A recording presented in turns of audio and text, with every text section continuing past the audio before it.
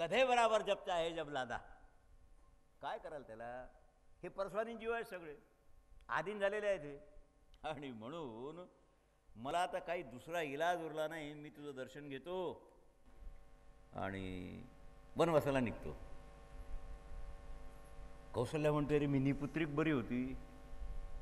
आजचंही दुःख पाहण्यापेक्षा ब्रह्मदेवानं मला निपुत्रिक ठेवलं असतं तर एवढं दुःख झालं नसतं. वाह्यात मुलगा आहे, तुमची निंदा करणारा, तुमच्या विरोधात जाणारा, तुम्हाला शिव्या देणारा, त्यावेळेला माणसाला किती पश्चात्ताप होतो की देवा काय लगायचं, काट्ट झालं ना, मी तर ग्राम भोजन घातलं. अरे हो, पण आता रडायची पाळी आहे. म्हणून आत्ता निपुत्रिकाला विचार आहे. हे नित्य दुःख आहे, पुत्रवानाला नित्य दुःख आहे. कारण कलियुगात पुत्र विरोधात जाणार, सालदारासारखं बापाबरोबर वागणार. तुम्ही किती सुखात झाडे मारात, रागवू नका. आहे कधी टेन्शन की भोसडीचा पोट्टा फीचर लावून राहिला, दारू पेते, बदमाशी, हे काही आहे तुम्हाला टेन्शन? काटताच नाही. चाल केला अशी मोकळा बोल विठ्ठल वेळो. आणि हे लेखाचे जे बांधलेलं आहे त्यांच्यावरची पाळी कशी आहेत. हा बरं, सुपुत्र किती माणसाला आहेत भाऊ? 100तून. बरं, 1000तून किती माणसाला आहेत?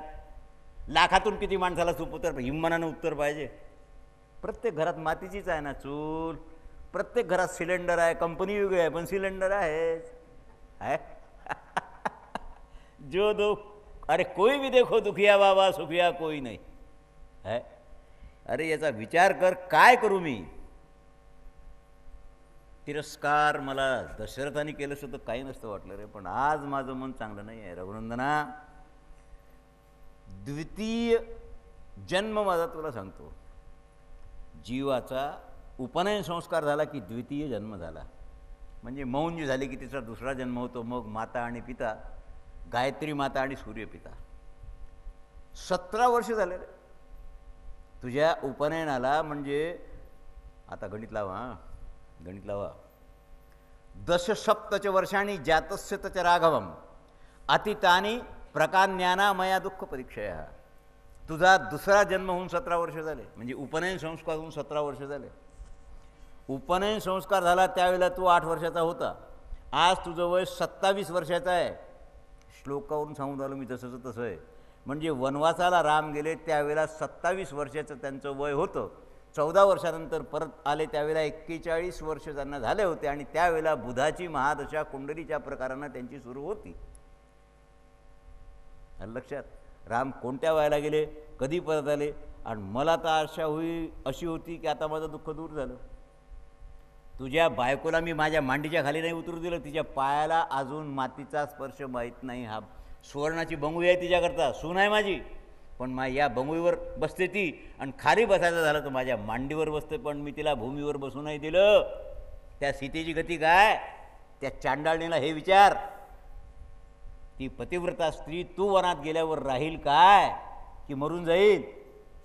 आठवून एका उडी घाली म्हणे, पतिव्रते जैसा भरतार प्रमाण बा नारायण तैसा. काय होईल हे सगळं याचा विचार केलायस काय? दुर्बल गाय जरी झाली तरी वासराला पाहावंसं तिला नेहमी वाटते, ती चाटतच राहील त्याला, दूध न पाजेल तरीही. आणि मला तसं वाटते की एकीकडे मृत्यू आणि एकीकडे राम. मृत्यूचं वर्ण करणं मला परवडेल, पण तुला वनवासाला जाताना पाहायला माझा प्राणही राहणार नाही, मनही राहणार नाही, शरीरही राहणार नाही. काय मातृप्रेम असेल.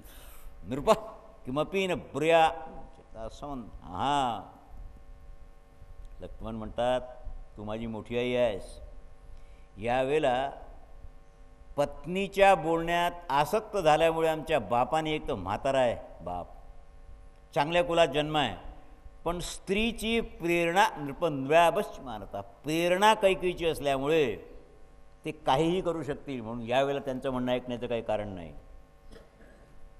कैकेयीनं प्रोत्साहन दिल्यानंतर संतुष्ट होऊन जर आमच्या पित्यानं भरताला राजा करायचं कबूल केलं तिथपर्यंत माझी सहमती राहील. पण रामाला वनवासाची गोष्ट माझ्यासमोर चालणारच नाही. लक्ष्मण जिवंत आहे तोपर्यंत कधीही दशरथ रामाला वनवासाला पाठवू शकणार नाही. आता कसं होईल? किती पेच आहे त्या रामाच्या समोर. लक्ष्मण म्हणतो की ते शक्य नाही. अरे गुरौ वप्यलिप्तम, पिता असो की गुरु का असेना, वाम मार्गाचा आश्रय केल्यावर त्याला शासन करण्याची आज्ञा धर्मशास्त्राने दिलेली आहे. जर अहंकार त्याला झाला असेल, गुरुरूपम विलप्तम, अहंकार न विलप्त झाला असेल, त्याला जागेवर आणावं लागेल. राम म्हणतात, लक्ष्मणा थोडं शांत हो, मला बोलू देशील की नाही. सांगितलं, दादा आता तुमची बोलण्याची वेळ निघून गेली, आता माझा आहे का. आसक्त चित्त झाला आहे ना, अविवेक निर्माण झाला ना, आणि ज्याचा विवेक नाही आहे, नो अवेअरनेस, त्या माणसाला काही, ज्याला काहीतरी पाहिजे त्याच्या ठिकाणी विवेक कधी दिसणारच नाही. पहा महाराज, कृपणमचे सिस्तम वाले वृद्ध वाजनाम करहितम, मी राजाचा वध केल्याशिवाय राहणारच नाही, लक्ष्मण म्हणतात. लक्ष्मण म्हणजे लक्ष्मण आहेत, उर्मिलापती लक्ष्मण आहेत. कसं करावं, त्यांना कसं आवरावं लागेल. गौरवामुळे आम्हाला राजा पूज्य आहे, आणि मी ज्येष्ठ पुत्र त्याचा असल्यामुळे तू माझा कनिष्ठ बंधू आहेस, मी तुला पूज्य आहे की नाही. कारण लक्ष्मणाची समजूत फार युक्तीनं घालावी लागली. नाही, कैकेयीला समजवणं सोपं होतं, लक्ष्मणाला समजवणं महाकठीण. बायको काय भेटली महाराज, लक्ष्मणासारखी पत्नी जगात कधी कुणाला मिळाली नाही. उर्मिलीची ग्रेट. लक्ष्मण जाताना मला भेटून जातील 14 वर्ष म्हणून दूध वाटीत घेऊन दारात उभी राहिली, पती आत्ता येईल मग आलेच नाहीत बायकोला भेटायला. परस्पर रामासोबत गेले. एवढं पातिव्रत्याचं बल, 14 वर्ष सुवर्णाच्या वाटीत असलेलं दूध 14 वर्षानंतर लक्ष्मण जेव्हा गुरुदर्शनानंतर उर्मिलेच्या महालात आले, ते त्याला तसं प्यायला दिलं, पण दुधाचं दही होऊ शकलं नाही. तुका म्हणे पतिव्रता त्याची देवावरी सत्ता. कशा स्त्रिया भारतात झाल्या आहेत ह्या, काय करावं. लक्ष्मणाने अनाऊन्स करून टाकलं, सांगितलं, दादा जिथे राम तिथे लक्ष्मण. तू जर वनात गेला ना, तू हा विचार सोडून दे की तिनं तुला वनवास मागितला. असं बोलली काय की तुला एकट्याला जावं लागेल. रामाला वनवास बोलली ना, सैन्य नाही जाणार, ऐश्वर्य नाही जाणार, पण सेवेला सेवक जाईल की नाही. मी रामसेवक आहे, मी रामा वाचून राहू शकणारा भाऊ नाही, सेवक नाही, मी तुझ्याबरोबर राहील. काय करावं. कंडू मुनीच्या पित्यानं आज्ञेचं पालन केलं होतं, दाखला दिला त्यांनी. परशुरामानी कोणाच्या आज्ञेचं पालन केलं, पित्याच्या आज्ञेचं पालन केलं, मातेचं नाही केलं.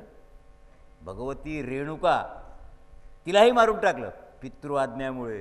पितृआज्ञा आहे काय तुला, मातृआज्ञा की पितृ, ते फार भानगड झाली ती. राम म्हणतात, पित्याच्या सांगण्यावरून मातेनं कैकेयीनं मला आज्ञा दिली, मला मान्य करावे लागेल. कौसल्याला नमस्कार करून त्यांनी सांगितलं, आहे प्राण धारण कर, मी 14 वर्षानंतर येऊन तुला पुन्हा तुझ्या पायावर डोकं ठेवील याचा विश्वास ठेव. मी राम आहे, सत्यवचन बोलत नाही. जिवंत आलो, माणसाने कष्ट सहन करावे, आणि केव्हा ना केव्हा माझा अभ्युदय होईल म्हणून आत्महत्या करू नये. का, काही कालांतर अभ्युदय होतच असतो, थोडीशी वाट पाहावी लागते. तिने म्हटलं तू जा वनाला, पण कैकेयीनं जशी आज्ञा दिली तशी कौसल्येनं दिली नाही हे तुझ्या बापाला सांग. तीच त्याची धर्मपत्नी नाही, मी ही धर्मपत्नी आहे. एका मातेनं आज्ञा देऊन तुला जाता नाही येणार, आम्ही 2 शिल्लक आहोत, आम्ही आज्ञा देऊ त्यावेळेला तुला जाता येईल. काय कराल, सगळं धर्मशास्त्रामध्ये आलेलं आहे. आणि लक्ष्मणाची समजूत घातली, सांगितलं, लक्ष्मणा तू शहाणा माणूस आहेस, तू दैववादावर विश्वास ठेवतो काय. कृतांत एव सौमित्रे द्रष्टयो मात वासने राजस. अरे विचार कर, या माझ्या सांगण्यात काही अर्थ आहे, पित्याने दिलेला ह्याच्यात काही आणखी काही इन्नर्स असेल, ह्याच्यात दैव कारण का नाही म्हणत तू. हा गा रोग काही रोगी आवडे दरिद्र दरिद्र्या परी भोगविये बळी या दृष्टीने. मला रोग व्हावं असं कुणाला वाटते, माझं दिवाळ निघावं असं कुणाला वाटते, पण हे घडते कारण दैव प्रधान आहे, अदृष्टाधीन जीव आहे. वाऱ्यानं पानं गळून राहिली वृक्षाची, दैवाधीन आहे. कोणत्या दिशेचं वारं राहिलं आणि पान कुठे गळून पडेल हे कोण जाणेल. काय दैवाचं विधान आहे. अरे मला असं वाटतं, कैकेयीचं जे विपरीत मनोगत आणि मनोभाव आहे, प्राणापेक्षा माझ्यावर जास्त प्रेम तिचं, भरतापेक्षा जास्त, आणि मला खाऊ पिऊ घालून मुके घेणारी माझी आई ती, आणि तिनं मला वनवास मागितला म्हणजे दैवाचंच विधान आहे काहीतरी, लक्षात ठेव, तिचा विरोध करू नको. अरे जिच्या विषयात कधी कधी काही विचारच करावा लागत नाही. म्हणून व्यक्तमयी ते तस्याम पतितो विपरीत्या, काहीतरी विपरीत घडून राहिलं म्हणजे दैवाचं विधान आहे. पहाटेपूर्वीची वादळापूर्वीची शांतता तुम्ही पाहिली आहे काय? पहाटेपूर्वीचा काळोख तुम्ही अनुभवता कधी लक्ष दिलं आहे का? लवकर उठा. आणि उषक कालानंतर जो अंधकार निर्माण होतो, सूर्योदयाच्या आधी, अरुणोदयाच्या आधी, अरुण हे सारथी आहेत सूर्याचे, त्यांचं दर्शन व्हायचे आहे, ज्याला आपण लाल बदली म्हणतो. एकदम अंधार असतो, काहीच नाही दिसत. का? जाणून घ्यावं, या अंधाराच्या पाठीमागं प्रकाश दडलेला आहे. म्हणून सूर्योदयापूर्वीचा अंधार असता तो, आणि वादळापूर्वीची शांतता. समुद्रकिनाऱ्याला तुम्ही दा पिन ड्रॉप सायलेंट, पक्षी नाही, हाल नाही, चाल नाही. त्याच्यावरून ते कोळी ओळखतात की आता 15 मिनिटात वादळ येते. कारण वादळापूर्वीची शांतता असते, ती खरी शांती नसते. म्हणून दैवाच्या विधानाला मान द्यावं लागेल. सुख, दुःख, भय, क्रोध, क्षोभ, लाभ, हानी, उत्पत्ती, विनाश, हे जे आहेत ना, हे परिणाम प्रत्येकाला प्राप्त होतात. आणि व्यस्त किंचित तथाभूतम ननु दैवस्य कर्मतात, ह्यात कर्म लपलेलं आहे जीवाचं. आपणच केलेला अंधार आहे, आपणच केलेलं पाप आपल्याला प्रारब्ध म्हणून भोगावं लागते. दुसऱ्याचं कधीच भोगत नाही. कारण कलौ करता लिप्त ते, दुसरा कधी लिप्त होतच नाही. लक्ष्मणा, माझ्या राज्याभिषेकात जे विघ्न आलं आहे ना, यात माझी जी धाकटी माता आहे ना आपली, तिची शंका नको करू. कारण दैवाभिपन्ना हा पिता कश्चित, बायकोच्या आधीन जाणारा माझा बाप नाही आहे, पण गेला. भरतापेक्षा जास्त प्रेम करणारी काही मला वनवासाला पाठव म्हणते ती. काहीतरी दैवाचं विधान विचित्र असेल, आपल्याला कळत नाही. आणि यात कारण न पिता आहे न माता आहे, दैवत यात कारण आहे. म्हणून मी तुला सांगतो, दैवात जर हे विधान निश्चित असेल तर तू त्याचा विरोध करू नकोस. दैवात कधीही हस्तक्षेप करू नये. तू शहाणा माणूस आहेस, गुणवान आहेस. अरे लोकविद्यम साधनं त्वयानुभवती चेतना. गुणवान पुत्र असल्यावर कोणी दत्तक घेतो काय? पण पुत्र आहे तरी दत्तक घेण्याची इच्छा करतो म्हणजे पुत्र गुणवान नाही हे सिद्ध होते ना. काही त्याचा विचार कराल की नाही? आता ज्येष्ठ पुत्र आहे, लहानाचा अभिषेक लोकविरुद्ध आहे. लोकविरुद्ध आहे. तुम्हाला मोठा मुलगा आहे, त्याचं लग्न नाही झालं आणि तुम्ही धाकट्याचं लग्न करता, धर्माचा दोष आहे, तुम्हाला त्याची गती भोगावी लागेल. ज्येष्ठ पुत्र लग्न न झालेला असेल, त्याचा निश्चय असेल की मी ब्रह्मचारी, दॅट इज डिफरंट. पण लग्न होऊ शकते त्याचं, पण तरीही धाकट्याचं लग्न करता पित्याला एका गोहत्येचं पाप लागते. काय कराल त्याला? कारण धर्माचं विधान आहे, तुम्ही नाही बदलू शकत. म्हणून मला क्षमा करावीच लागेल. समजूत घातली त्यांनी आणि मग जावं लागेल की नाही. जाताना थोडंसं कठीण प्रसंग सीतेच्या महालातला आहे, तो राहणारच आहे. विक्लवो वीर्यहीनोच दैव. लक्ष्मण म्हणतात, जो कायर आहे, भित्र आहे, पराक्रम ज्याच्याजवळ नाही, तो माणूस दैवावर भरोसा करतो. आता काय करावं? दैव बदलता येत नाही काय पराक्रमानं? राम म्हणतात ठीक आहे सगळं, दैव बदलता येईल, पण दैव बदलल्यानंतर ते टिकत नाही. तुम्ही इतर उपाय करून एखादा पुत्र निर्माण कराल, मरून जाईल तो टिकत नाही ना तो. कारण दैवाच्या विधानाचं उल्लंघन करणारा कोण आहे? पुरुषार्थ आणि दैव. पुरुषार्थ दैवद्वारा आपल्याच कार्यानं बांधला जातो, म्हणून त्याच्याकरता खेद शहाण्या मनुष्यानं करू नये. ज्या वेळेला अवस्थाक्रमानं हे सगळं विलयाला जाते, त्यावेळेला विलयाला जाणं म्हणजे नूतन प्रजेच्या रूपानं प्रगट होण्याकरता आहे ना. उपजेते नाशे नाशले पुनरपी दिसे, हे घटिकायंतर जसे पै भ्रमे का, हे तर होणारच आहे. पानं गळून पडली तर नव्हती तिथे येणार आहे हे सिद्धच होते की नाही. विलाप आहे कौशल्याचा, जाऊ द्या, तर काही इलाज नाही. शेवटी तिने सांगितलं, नारीचा धर्म आहे पतीला अनुसरण करणे, म्हणून तू तुझ्या पित्याच्या आज्ञेनं वनाला जा. केवढं मोठं हृदय केलं असेल कौशल्यानं. ते म्हणते जाऊ दे, पतिव्रतेचा नियम आहे पतीला विरोध न करणे, म्हणून मी तुझ्या पित्याला विरोध करत नाही. जर त्याने आज्ञा दिली असेल तर तू आनंदानं वनवासाला जा, त्याला माझी अनुमती आहे. शेवटी कौशल्याला बोलावं लागलं. काय महती झाली तिची. कैकय्या वंचितो राजा, माहितीनं धोका दिलाय राजाला. आणि पतीचा परित्याग नारीनं केल्यानंतर काहीही राहत नाही. भर्तृम किलम परांग नशंस केवलम स्त्रिया. ज्या बाया म्हणतात की माझा पोरगा 10,000 रुपये कमावते, या बुड्याजवळ काय राहिला आहे म्हणून पोराचा स्वयंपाक करायला नवऱ्याला मरू देऊन त्याच्याजवळ जातात, त्या रवरव नरकाला जातात. कारण पुत्रही जोपर्यंतच आदर करतात आईचा जोपर्यंत पिता जिवंत आहे. पिता मेल्यानंतर जशी तुमची नोकराणी असते घरकाम करणारी, त्याप्रमाणे त्या सुना सासूला वागवतील. आणि पुत्र पत्नीच्या अधीन असल्यामुळे म्हणतील आई तिनं काय ठेका घेतला आहे का, दोन्ही वेळ स्वयंपाक करायचा सगळं करण्यात तू करू शकतं ना, त्यामुळे एक वेळ तिला करायला लाव आणि एक वेळ तू कर. आहे हे घराघरात आहे. कसं कराल मग? पतिव्रतेनं पतीला प्रतिकूल जाऊन पुत्राचं अभिनंदन करावं काय? ज्ञानेश्वरीत माऊलीनं फार गोड ओवी टाकली आहे. काही कोळे मासे धरत होते, नदीच्या काठावर मासे धरले आणि ब्राह्मणाने ते पाहिलं. एक तो ब्राह्मण पाहत होता, त्यांनी सांगितलं भूक कडाकुंड आली, आपल्याजवळ काही नाही आणि लेकाचे यांनी मासे धरले आहेत, हे भाजून राहिले, यातले 2-3 मासे आपल्याला देतील का? म्हणून त्या कोळ्यांना प्रार्थना केली, मला देता का रे थोडंसं. त्यांनी सांगितलं महाराज नरकाला जाऊ काय आम्ही, तुम्हाला जाणवं आहे, यज्ञोपवीत दिसून राहिला मला मळकं, ब्राह्मण आहात तुम्ही आणि मासे खाण्याची इच्छा करता. त्यांनी सांगितलं बुभुक्षितम किम न करोती पापम. उपाशी माणूस कोणतं पाप करणार नाही, म्हणून मला लागली आहे भूक. मग ते म्हणत की तू बामा नाही, ते जानवं आहे. थटकन लेकानं जानवं तोडलं, इधर बी नाही उधर बी नाही. ते म्हणत आता तर शक्यच नाही. म्हणजे भोयानं मासे दिले नाहीत आणि जानवर तोडून ब्राह्मणत्व द्विजत्व गेलं, नरकाला गेला शेवटी. ना इधर का ना उधर का, कहीं का नाही रहेगा. याकरता थोडंसं धैर्य धारण करावं लागेल. धर्म हे श्रुतीने दाखवलेलं आहे, त्याचं वर्णन आहे की नाही.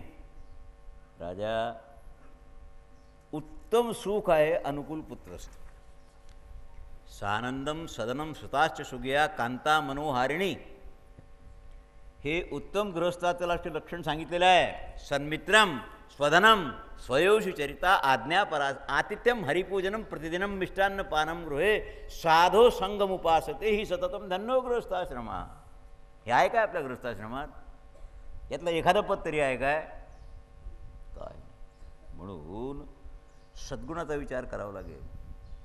रामाच्या वनयात्रेकरता मंगल कामना करून स्वस्ती वाचन करायला लावलं म्हातारीनं. आणि रामासमोर फार मोठं प्रश्नचिन्ह होतं. आता आपल्याला सीतेकडे जावं लागेल. कोण उदास आहे, राम उदास आहे की सीता उदास आहे? हे श्लोक माझ्यासमोर मोठे विचित्र आहेत. वैदेहीच्या तत्सर्वम शिवास्य तपस्विनी. म्हणजे वनवासाची आज्ञा मिळाल्यावर रामाचं तोंड नाही उतरलं, पण सीतेच्या महालात जाताना उतरलं. ही मला कशी जाऊ देईल? औदासीन्य काय? औदासीन्य रामाच्या तोंडावर आलं पतिव्रता स्त्रीबरोबर जाताना. द्रौपदी पतिव्रता होती की नाही? सुभद्रेबरोबर लग्न झालं आणि गवळणीच्या वेशात अर्जुन तिला घेऊन आले. अर्जुनाचं वय जवळजवळ 72-73 वर्षाचं होतं. 14-15 वर्षाचं वय असेल हार्डली, जास्तीत जास्त सुभद्रेचं. कारण 87 वर्ष 4 महिन्याचं वय अर्जुनाचं भारतीय युद्धात होतं. तुम्ही 88 वर्ष जरा ठोकळ मानाने. 16 वर्षाचा अभिमन्यू होता त्यावेळेला लग्न झालं की नाही अभिमन्यूचं? सुभद्रा हरण करून आणल्यानंतर अभिमन्यूचा जन्म झाला. 88तून गुणाकार आहे 18 वर्ष. किती वर्षाचं वय झालं? 69 ते 70 वर्षाचं वय. पण त्या काळातला तरुण कारण 100 सव्वा द्रोणाचार्याचं 405 वर्षाचं वय होतं भारतीय युद्धात. भीष्माचार्यांचं 200 वर्षाचं होतं. आणि कर्णाचं वय होतं जवळजवळ 123 वर्षाचं. कारण कुंतीला तो आधी झाला होता की नाही कौमारी अवस्थेत. त्याच्यानंतर मग पंडूबरोबर तिनं स्वयंवरात लग्न केलं आणि त्यानंतर धर्मराज वगैरे हे 5 नंतर जन्माला आले. ती वनात जन्माला आले.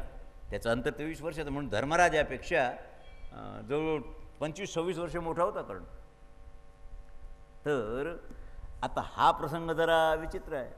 सीतेने विचारलं महाराज तुमच्या चेहऱ्यावर औदासीन्य? एकतर जीवनमुक्त पुरुषाचा चेहरा उदास असतो, किंवा संसारिक असेल, काही हरवलं, काही दुसरं झालं तर त्याचा चेहरा उदास असतो. तुम्हाला शोक संतप्त व्हायला काय झालं? कारण आजचा दिवस सगळ्यात शुभ आहे. सोहम त्वमागतो द्रष्टुम स्थितो विजनम वनः भरतस्य सर्मितो तेनाहम कदाचन. राम म्हणतात मी या वेळेला तुझा निरोप घ्यायला आलो, कारण मला निर्जन वनात दंडकारण्यात जाण्याची आज्ञा माझ्या मातेनं दिलेली आहे काही. आणि तुला मी सांगून ठेवतो, इथला राजा भरत होईल हे थोडं चिंतनानं श्रवण करावं लागतील. वृद्धियुक्ता ही पुरुषास सहंते परसस्तपन तस्वानंते गुणा कथ्या भरत श्याम प्रोमम.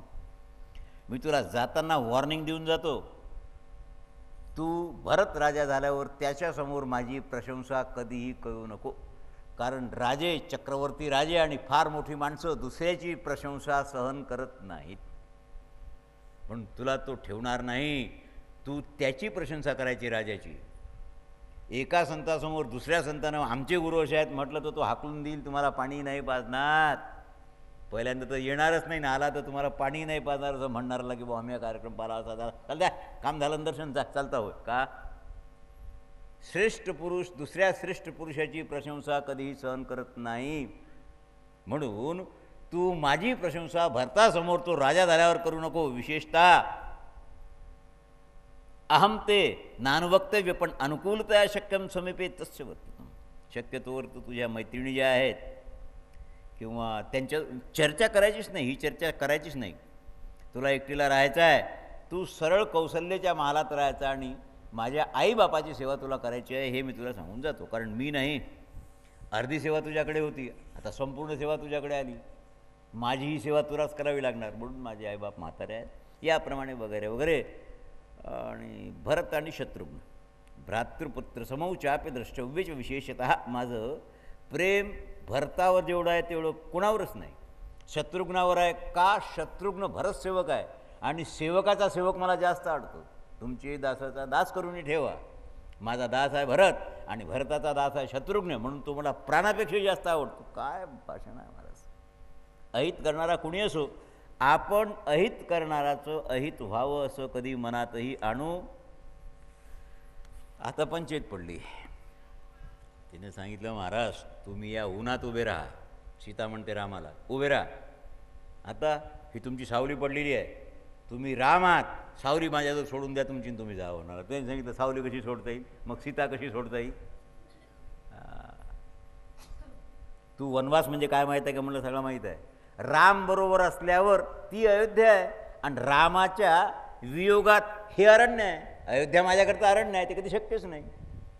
नवरा मेला बुवा, 2-3 बाया मी पाहिल्या, सगळ्या नाही पण 2-3 बाया अशा क्रूर लेखाच्या. महाराज हे बा तुम्हाला माहीत आहे ब्राह्मणाची केस, म्हणून ते माया तोंडून बोलायला लावू नका. नवरा मेला, विद्वान ब्राह्मण, परमार्थ करणारा ब्राह्मण, बायकोशी मरायला टेकलेली, आणि नवरा मेल्यावर 6 वर्षानं तिचं 17 पौंड वजन वाढलं. घटायला पाहिजे की वाढायला पाहिजे. पतिव्रता असतील तर झुरून झुरून मरून जाईल. नवरा मेल्यावर स्वतंत्र राहावं, पण काही खा प्या किसी का धाक नाही, तर तिचं वजन वाढण्याचं आहे. ह्या कलियुगातल्या पतिव्रता. अनिल मला म्हणतो बापू हा शब्द कुठून काढला, कलियुगात कुठे पतिव्रता असते का रे. मी म्हटलं कलियुगातल्या पतिव्रता होऊन राहिलो मी तुला. काय म्हटलं त्यांनी याचा विचार करावा लागेल.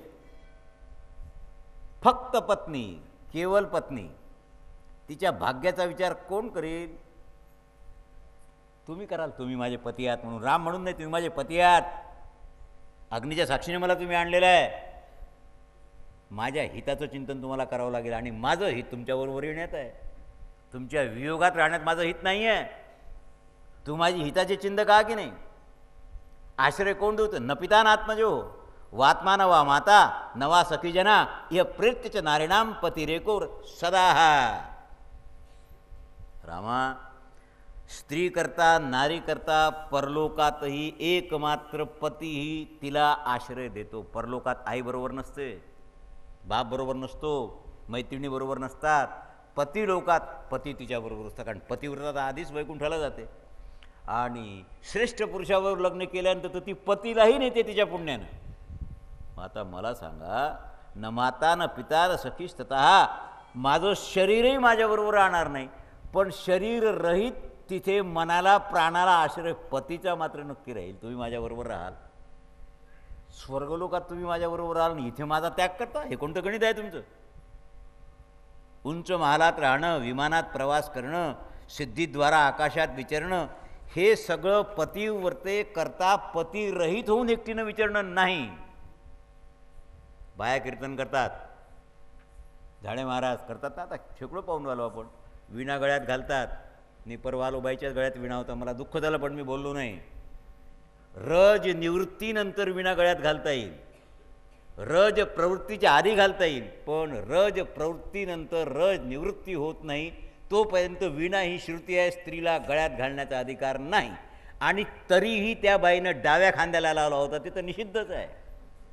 कोणताही कीर्तनकार जो भजन करणारा, विणा उजव्या खांद्याला लावा लागतो, वारकऱ्याचा विणा आहे तो, डाव्या खांद्याला विणा लावून भजन करण्याची आज्ञा नाही. पुण्य करता पाप घडे. तुम्ही नारदाची गादी आहे, ही कोणाची गादी आहे? कीर्तनी नारदाची गादी आहे, प्रवचनी व्यासाची गादी आहे. व्यासाच्या गादीवर एकदा व्यास ठीक आहे, पण नारद ब्रह्मचारी आहेत म्हणून बाईला त्यांच्या गादीवर उभं राहून कीर्तन नाही करता येतं. जे म्हणतील करता येते त्याला 5 मिनटं माझ्यासमोर आणा, ओनली 5 मिनिट्स. का? धर्मशास्त्र कशा करताय?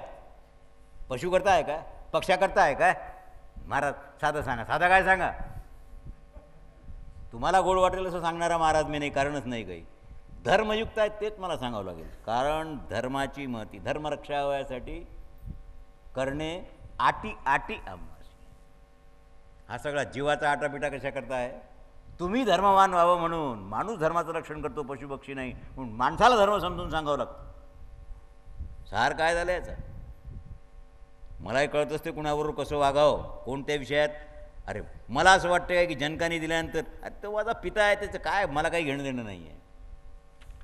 आईला बापाला, अरे तुम्हाला सांगतो, सासरा मरायला पडल्या तर बाया पाहायला जायला फुरसत नाही म्हणतात. पोराची परीक्षा आहे, उद्या त्याचा पेपर आहे, आणि बुड्याचा फोन आला 250 किलोमीटर नाही 250 किलोमीटरवरून की बाबा बुड्याची तब्येत बिघडली, पाय मोडला, म्हातारपणात तंगडी तुटली. नवरात्र दिले ना सोडून बायानं, देव दिला सोडून, नवरा दिला सोडून, पोट्ट्याच्या परीक्षा, कामाची बाई लावून दिली. 250 किलोमीटर त्या डंगऱ्याला पाहायला गेली. डंगराव क्लबमध्ये पत्ते खेळून राहिला. आत्ता कसं करावं? 80 वर्षाचा शेठजी पोरीला फोन केला, माझी तब्येत बरोबर नाही, ती धावत आली, हा बुडा क्लबमध्ये पत्ते खेळून राहिला. धन्य म्हणावं की नाही, हात जोडावं की नाही? ये आप बीती है, हम कहीं हमें नहीं लागी, थोडी थोडी सब ही में लागी. तर तुमचा विचार करा. मग फार विचार करायचं कारण नाही, लवकर समीकरण सुटून जाईल. शेकडो हजारो वर्षापर्यंत रामा माझी सवय आहे, इथे मला उशी आहे, तू माझा पती आहे, मला आश्रय कुणाचा आहे? तुझ्या भुजेवर डोकं ठेवून मी झोपल्यानंतर मला स्वर्ग सुखही तुच्छ आहे त्याच्यापुढे. सीता आहे महाराज, दगडाच्या उशीवर तुम्ही झोपा, माझ्याकरता तर मऊ उशी आहे, तुमचा हात ही माझी उशी आहे, ती झोप मला स्वर्ग सुखापेक्षाही जास्त श्रेष्ठ आहे. काय पतिव्रतेचे व्याख्यान करावं महाराज. माझ्या हृदयातलं संपूर्ण प्रेम मी तुकडे नाही केले त्याचे. काही दिराला दिलं, काही सासूला गेलं, काही बापाला गेलं, काही नाही नाही नाही नाही. हे तर नाईलाजानं धर्मशास्त्रानं सांगितलं तसं वागावं लागते. पण अर्पण मी प्रेम एकालाच करता येते, दोघाला करताच येत नाही. ते तुम्हाला केलं आहे, प्रश्नच नाही आहे. तुम्ही याचा विचार करून पहा. रामाने कष्ट वर्णन, वाघ, राक्षस, त्याने सांगितलं मला राग नाही जोपर्यंत रामाच्या भात्यात बाण आहे, खांद्याला धनुष्य आहे, तोपर्यंत ब्रह्मा इंद्रही आले तर माझं काही वाकडं होण्याचं कारणच नाही. मला तुम्ही सुखी करायचं असेल तर तुमच्यावर घेऊन चालावं लागेल. लक्षणेभ्योद्व्यातन्याथा श्रुत्वा वचनं गृहे. हात पाहून किंवा कुंडी पाहून त्या रेषेवरून ती गोष्ट मान्य करणारे जे आहेत ना, त्यांच्यावर माझा विश्वास नाही. कारण काय, त्यांनी ज्योतिष्याला उदरभरणाचे साधन बनवलेलं आहे. एक पैसाही न घेता कुंडी बनवून देणारा ज्योतिष्य नाही, आणि काहीही न घेता तुमचं भविष्य सांगणारा आहे. कशाकरता सांगितलं ती नाही? म्हणून अशा गोष्टी ऐकून मार्ग सोडून कुमार्गाला जाणारी व्यक्ती मूर्ख आहे, शहाणी नाही आहे. काय कराल सांगितलं? काहीही करणे नाही.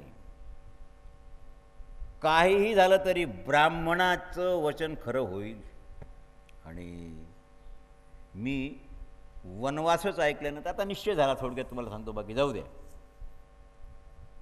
वनवासाकरता त्याचा आग्रह, हे सगळं सगळं झालं.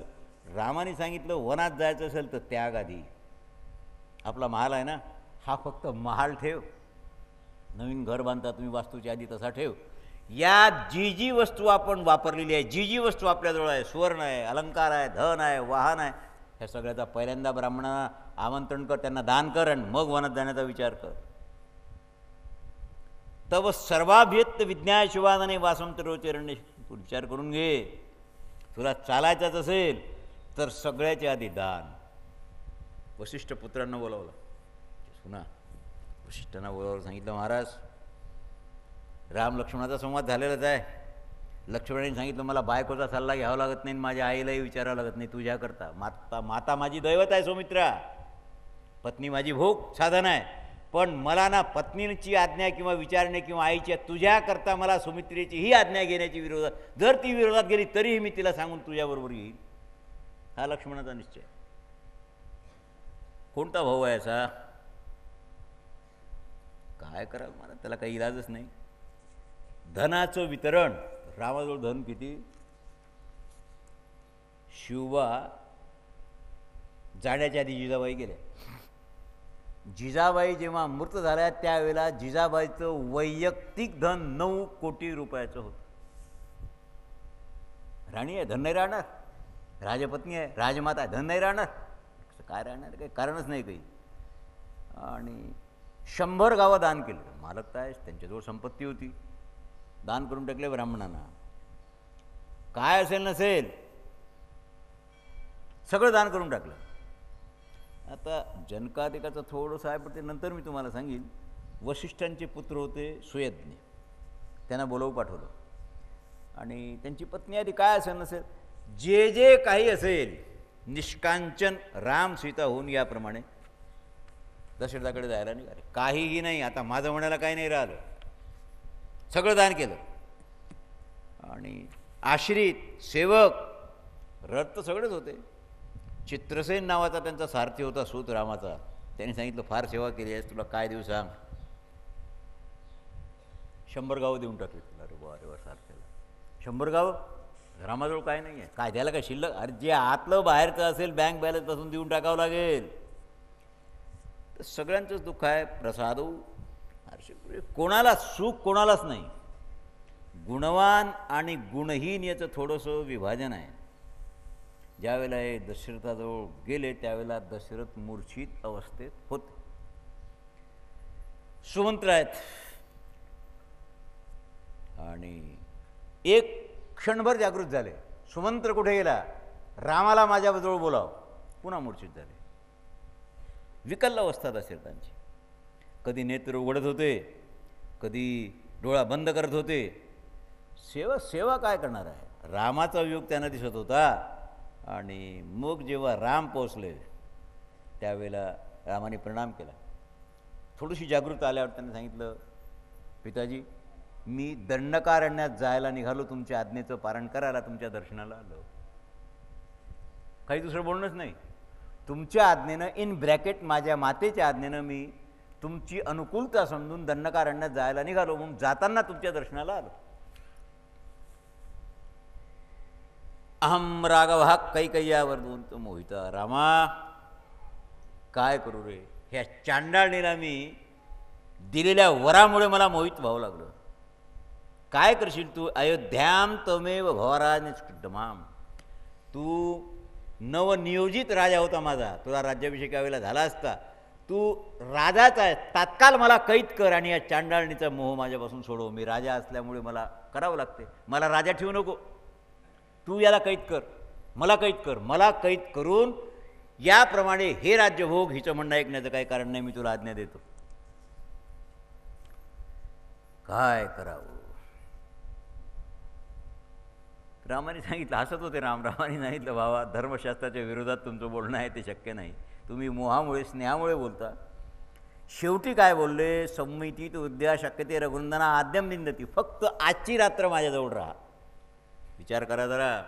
पित्याची आज्ञा आहे, मारायला टेकलेला बाप आहे.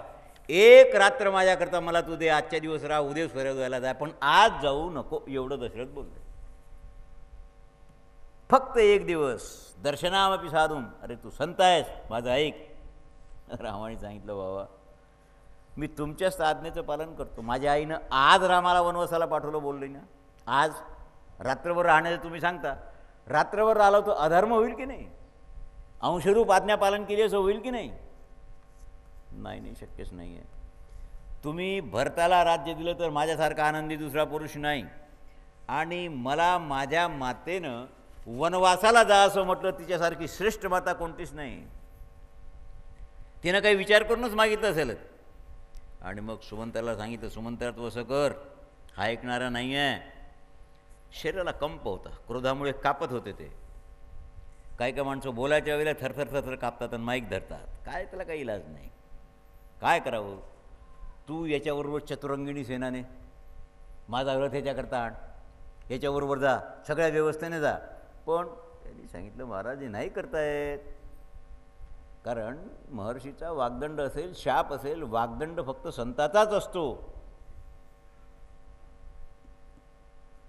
शेवटी बोलले, अभिजातश्चंते कैकई, तुझ्या सौंदर्यात राक्षसीन दडलेली आहे आणि तुझी माता एवढी दुष्ट असेल असं मला वाटलं नव्हतं.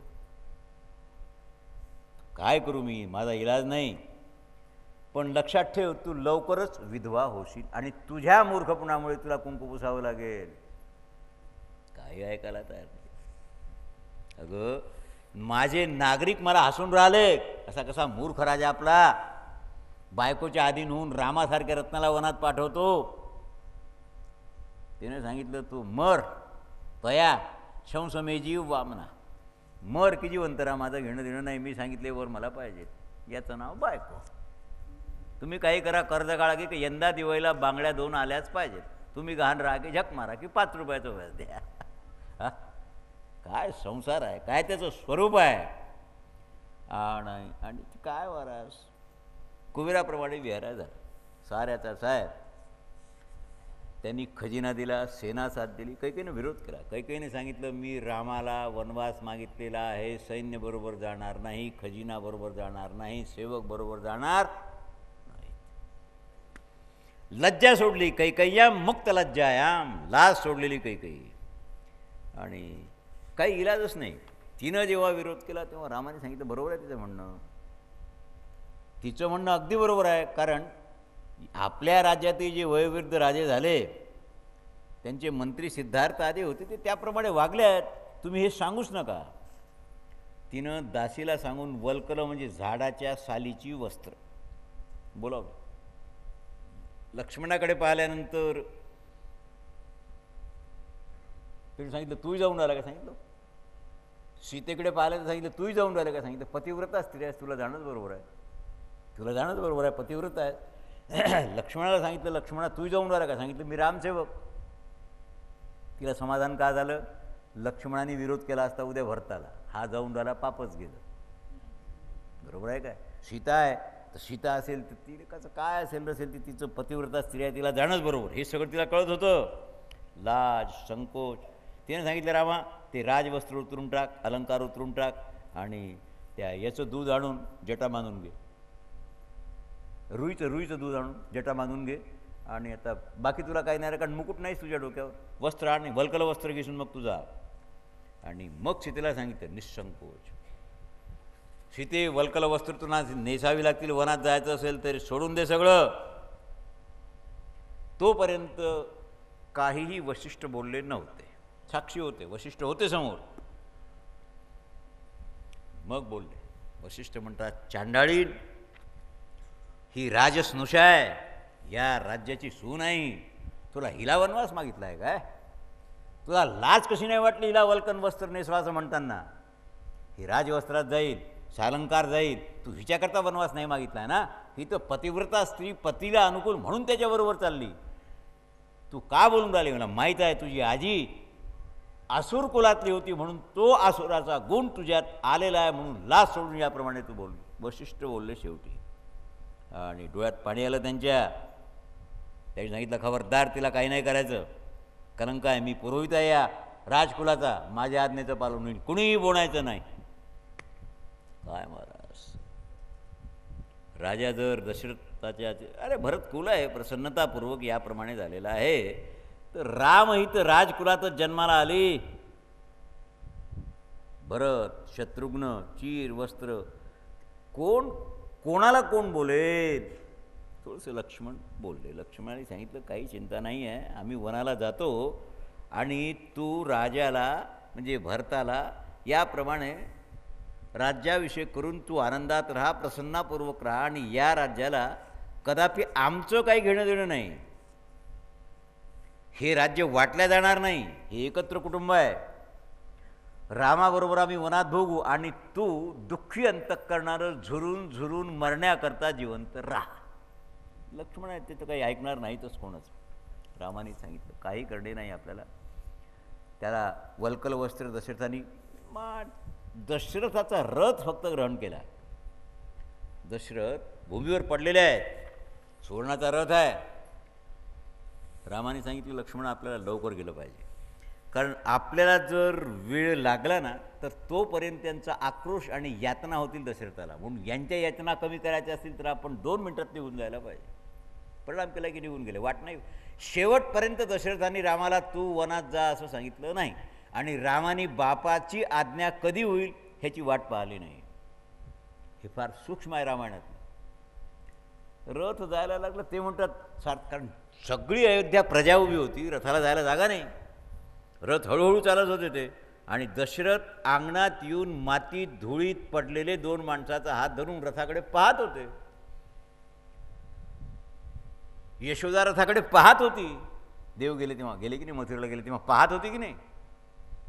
देवाने सांगितलं दादा रथ लवकर चालवायला सांगा, माझी आई झुरून राहिली आहे, लवकर तिचं दुःख नष्ट व्हायला पाहिजे. राम म्हणतात सारथ्याला लवकर चाल, गर्दीतून वाट काढ, कारण माझे पिता रथाकडे पाहते आहेत.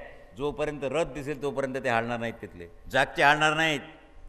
याप्रमाणे तारेचा विणा आणि बिना तारेचा विणा, चाकाचा रथ आणि बिनचाकाचा रथ, ह्या 2 गोष्टी विचार कर. 100 पोरं असतील तरीही पती जर नसेल तर त्या स्त्रीला कधी सुख मिळणार. पिता भ्राता पुत्रादि परिमिता सुखात. ही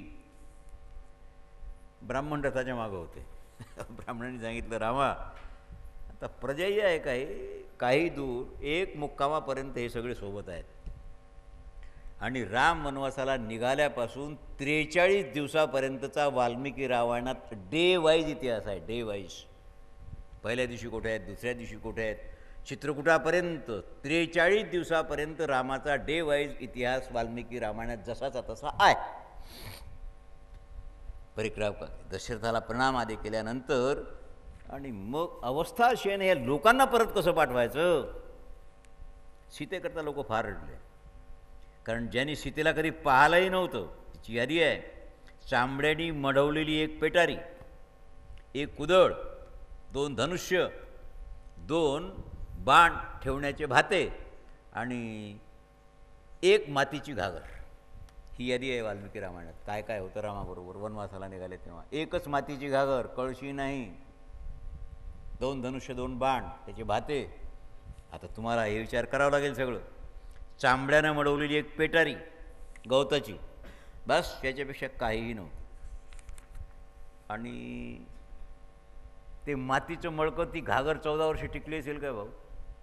टिकली असेल, तिथं फुटलीच असेल एखाद्या वेळेला, चित्रकूटातच फुटली असेल. कारण पंचवटीत रामाला जायला 10 वर्ष लागले, पंचवटीत 2.5 वर्ष राहिले, 3 वर्ष. तोपर्यंत तिथे पोचायला 10 वर्ष मातीची घागर टिकली असेल काय? नाही. मग पाणी कशात आणलं असेल, साठवणीला काय होतं रामाजवळ, गॅस कसा पेटवला असेल, माचीस होती काय, स्वयंपाक कसा केला असेल, भांडं होतं काय स्वयंपाकाला, तांदूळ शिजवायला, भात शिजवायला, फळाचा गुदा शिजवतं ते, फळाचा बिया काढून साल काढून, त्याच्याकरता पात्र होतं काय, कशा शिजवलं असेल, उपाशी राहिले काय? नाही.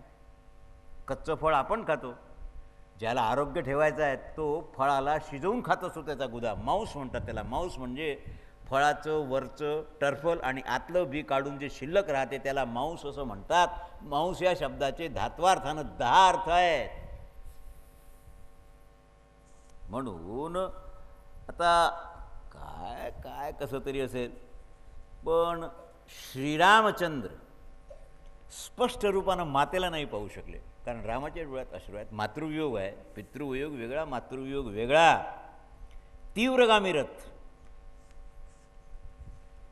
परत आले ते, शरीरानं परत आले, मनानं परत आलेच नाहीत. रामायणकार म्हणतात जी प्रजा रामाला सोडून मग दुसऱ्या मुक्कामापासून परत आली ना, ती शरीरानं परत आली होती, मनानं रामाला सोडून परत कोणी आलंच नाही. पृथ्वीवर पडलेले दशरथ आहेत आणि पुन्हा कैकेयीच्या महालात नाही गेले. त्यांनी आज्ञा दिली सुमंत्राला, तू रामाबरोबर जा. तो रामाबरोबर गेला आणि सेवकानं सांगितलं मला कौशल्याच्या महालात घेऊन चला. या चांडाळणीचं तोंडही मी आता याच्या पुढे पाहिलं नाही. उचलून नेलं त्याला. हां, तर काय काय सांगावं. खूप बोलले तिला, बोलून काय होतं. कौशल्याच्या महालात जाऊन पर्यंकावर झोपले. न त्वाम पश्यामी कौशल्ये साधुमाम पाणिना स्पृशः. दशरथ म्हणतात कौशल्ये माझे डोळे गेले, मी राम गेल्याबरोबर रामाने माझी दृष्टीही नेली, म्हणून मला तू दिसत नाहीस. माझ्या शरीराला स्पर्श कर, म्हणजे तुझा स्पर्श मी जाणतो, म्हणून माझी पत्नी कौशल्या इथे आहे हे मला पटेल. हे वाल्मिकी रामानंच सांगेल, नाही बघ, वाल्मिकी रामानंच सांगेल. दृष्टी गेली माझी रामाबरोबर, प्राणही लवकरच जातील आणि आता मला तुझ्याशी एकांतात बोलायचं आहे. कौशल्याचा थोडा विलाप आहे. सुमित्राही आली. आश्वासन हे सगळं सगळं सगळं झालं. सुरुवाशी लोक काय प्रेम असेल, भाव असेल, रामाने सगळ्यांना सांगितलं. पण दशरथाचा प्राण कसा गेला मला हे तुम्हाला सांगायचं आहे. सीता आणि लक्ष्मणासहित रामाचा तमसेच्या तटावर निवास होता. तमसा तटावर आता पानाची शय्या आहे. केवटा आधीचा जो प्रसंग आहे ना, तो मोठा विचित्र आहे. दगडाची उशी करून गवताच्या सात्रीवर चक्रवर्ती राजाची संतान झोपली. सीतेला झोप लागेल का? राम आहेत जवळ म्हणून झोप लागेल, दगडाच्या उशीवर झोप नाही लागणार. लोक परत गेले. एक मुक्काम झाला. ब्राह्मण जात नव्हते पण जावंच लागलं. पुढे अयोध्येचा विलाप वगैरे सगळं जाऊ द्या. सगळं जनपद, वेद, श्रुती, गोमती, स्वंसिका ह्या 4-5 नद्या आहेत मध्ये, त्याला पास करून जावं लागेल. आणि थोडासा घोकाचा प्रसंग आहे. दशरथ कौशल्याच्या महालात आहेत. कौशल्याच्या महालात दशरथ आहेत त्यावेळेला त्यांनी सांगितलं की आज माझे प्राण राहत नाहीत, गॅरंटीनं माझे प्राण राहणार नाहीत. मी आता सुमंतालाही पाठवतो आणि इथून हा रथ घेऊन परत जाईल, कारण मी नदीच्या पलीकडे रथ घेऊन गॅरंटीनं जाणार नाहीच. केवटाचा प्रसंग तुम्हाला माहीत आहे. आता वेळ आणि वेळेचा अभाव थोडंसं सांगावं तुम्हाला असं मला वाटतं, कारण श्लोक जरा गूढ आहेत. सुरेषु देवेषु घटन्ते ते सदंती तीर्थाः ते द्वैत सहस्याग लभते वगैरे वगैरे. ह्याच्यानंतर अनिष्ट हा प्रसंग मी तुम्हाला दुपारी सांगेल. थोडंसं मागं पुढे तुम्हाला सांगितलं तर चालेल ना, कारण प्रसंग यांच्या प्राणोत्क्रमणाचा जो आहे तो जरा विचित्र प्रसंग आहे. कौशल्याच्या महालात आल्यानंतर त्यांनी कौशल्याला सांगितलं माझी दृष्टी गेली, अमुक झालं, हे सगळं बोलले. आणि मग तिला सांगितलं कौशल्ये आता माझे प्राण निघण्याच्या तयारीत आहेत. मी तुला हा प्रसंग का ओढवला आहे सांगतो. आजपर्यंत बोलले नव्हते. कौशल्ये मी तरुण होतो, माझं लग्न झालेलं नव्हतं. त्यावेळेला मी एकदा शिकारीला गेलो. श्रवणाची कथा इथे आलेली आहे कौशल्यजवळ. कशी आलेली आहे? श्रवणाची. शिकारीला गेलो. राजे लोकांना व्यसन असतात 18, त्यात 10 कामज आणि 8 क्रोधज. शिकार मला काही मिळाली नाही आणि शिकार केल्यापासून परत जाणं हा माझा नियम नव्हता. म्हणून मी एका उंच वृक्षावर पानाच्या आड लपून बसलो. शिकार येईल, रात्री पाणी प्यायला तर येईल. इथे समोर झरणं होतं, नदी वाहत होती जवळ. मला पाण्याचा बुडबुड आवाज आला आणि मी शब्दवेधी बाण टाकला. शब्द येतो त्या बाजूला टाकलेला बाण, आणि मला एका माणसाची किंकाळी ऐकू आली. धाड दिशी खाली आलो. बाण कुणाला लागला आहे पाहिलं. एक तरुण होता. त्या तरुणाला विचारलं काय गडबड आहे. त्यांनी सांगितलं महाराज इथे पडकी धर्मशाळा आहे 200 पावलावर. तिथे माझे आंधळे आईबाप आहेत. तुम्ही भिवू नका, मी वाचत नाही, मी मरतो, पण तुम्हाला ब्रह्मत्या लागणार नाही, कारण मी वैश्य आहे. श्रवणाने स्वतः सांगितलं, तुम्हाला ब्रह्मत्येची भीती नाही, मी वैश्य आहे. मी 68 तीर्थ करवले माझ्या आईबापाला, खांद्यावर कावड केली. आंधळे आहेत म्हातारे, अतिवृद्ध. त्या कावडीत त्यांना बसवलं. 68 तीर्थ करून शेवटचं तीर्थ अयोध्येला मी आलो. लास्ट तीर्थयात्रेचा क्रम सांगितला आणि उद्या अयोध्येला पोहोचायचं. ते आज या उपवनात रात्री मुक्कामाला राहिलो पडक्या धर्मशाळेत. माझ्या आईबापांना तहान लागली म्हणून मी हे भांडं घेऊन पाणी भरायला आलो. आणि तुमचा बाण माझ्या हृदयात आहे. आता प्राण एका क्षणात जातील, मला यातना फार आहेत म्हणून माझा बाण उत्साह. बाणाबरोबर प्राणी जातील, जाऊ द्या, फक्त माझी विनंती मान्य करा, त्यांना पाणी पाजा. ते फार चतुर आहेत. म्हातारा माणूस चतुर असतो. ते पावलावरून ओळखतील कोण आहेत. त्यांना पाणी पाजल्या वाचून मी दशरथ आहे हे सांगू नका. बाण उपसला गेला. प्रेत पडलेला आहे त्याचे श्रवणाचं. श्रवण खांद्यावर आंधळ्या आईबापाला म्हाताऱ्यांना 68 तीर्थयात्रा करतो आणि त्याला बाण लागावा दशरथाचा. त्याच्यात काय गुण असेल, किती पुण्य त्याचं. आईबापाला खांद्यावर कावडीप्रमाणे तीर्थयात्रा कणवराल्या पुत्राला किती पुण्य झालं असेल. एवढ्या पुण्यवानाला बाण का लागावा. त्या दशरथाच्या बाणात राम जन्म लपलेला आहे म्हणून बाण लागला. लक्षात आलं काय. परीक्षितीला शाप दिला, त्या शापात भागवत लपलेला आहे. तो शाप जर नसतात तर परीक्षिती वनात गेला असता काय. त्याग करून शुकदेवांची गाठ पडली असती काय. जगदोद्धार करणारा भागवत निर्माण झालं असतं काय. म्हणून त्या शापात भागवत लपलेलं आहे.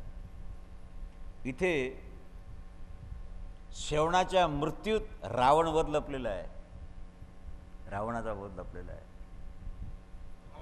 भांडं भरलं आणि पायाच्या चालीवून ओळखलं आंधळ्यांनी. कोण आहेस तू, माझा पोरगा कुठे गेला. ते बोलत नव्हते. पाणी समोर ठेवलं. अरे आम्हाला खांद्यावर वाहून तू कष्टलास म्हणून रागव भरलायस का आमच्यावर. बोलत काय, तू बोलत नाही तोपर्यंत आम्ही पाणी पितच नाही. भांडं पडलं आहे समोर. दशरथ म्हणतात, महाराज मी अयोध्या नरेश दशरथ आहे. अयोध्या नरेश दशरथ सांगितलं. हो इथे कसे आले सांगावं लागलं. चुकून माझा शब्दविधी बाण लागून श्रवण मेला आणि त्याच्या आज्ञेवर मी तुम्हाला पाणी घेऊन आलो. मलाच श्रवण समजा तुमचा पुत्र आणि पाणी प्या. त्यांनी सांगितलं, धिक्कार धिक्कार धिक्कार आहे राजा तुझ्या जन्माला. आमचा तरुण पुत्र तू मारून टाकलायस आणि आम्हाला पाणी पाजायला आलायस. आमचे प्राण त्याच्याबरोबर गेले नाहीत. आता त्यांचं मरण ऐकून आमचे प्राण त्याच्याबरोबर जातात. पण माझा शाप आहे रामा तुला. ज्याप्रमाणे आम्ही पुत्रयुगात हा पुत्र करून प्राण सोडतो, त्याप्रमाणे तूही हा पुत्र म्हणून प्राण सोडशील. मेले. कौशल्य मी तुला ही कथा याच्याकरता सांगितली. त्याला मी वरदान समजलो, कारण मिनीपुत्रिक होतो की नाही. आणि त्याने शाप दिला, तू पुत्र शोक करताना मरशील. म्हणजे पुत्र व्हायला पाहिजे, मग त्याचा शोक होईल. जातील प्राण, पण पुत्र तो होईल.